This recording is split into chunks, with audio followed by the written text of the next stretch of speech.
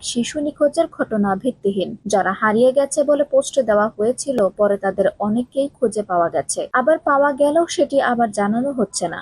এদিকে আতঙ্ক ছড়িয়ে পড়ছে অভিভাবকদের মনে। হেল্প ইন চট্টগ্রাম নামের একটি গ্রুপে পোস্ট করে এজে আব্দুল্লাহ নামে একজন লিখেন, আমার ফ্রেন্ডের বোনকে খুঁজে পাওয়া যাচ্ছে না। তার নাম উম্মে অবতাহি, বয়স 14। দুপুর 1টা 20 থেকে 1:30টার সময় সিডিডিএল স্কুল থেকে বের হয়ে আর বাসায় ফেরেনি। তার পরনে ছিল স্কুল ড্রেস। তাকে ওয়াসার গলিতে দেখা গেছে, এরপর আর খোঁজ মিলছে না। এই পোস্টটি মুহূর্তে ভাইরাল হতে দেখা যায়।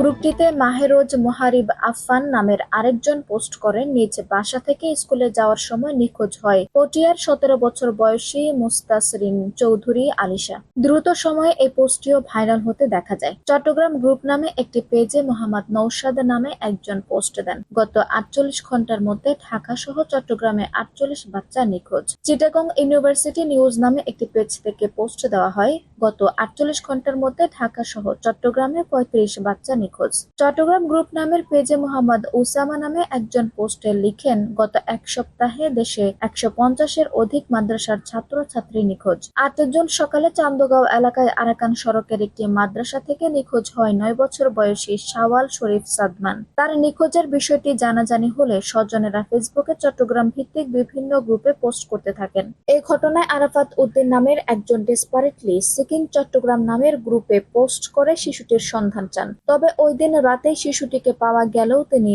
সেই তথ্য আর জানাননি।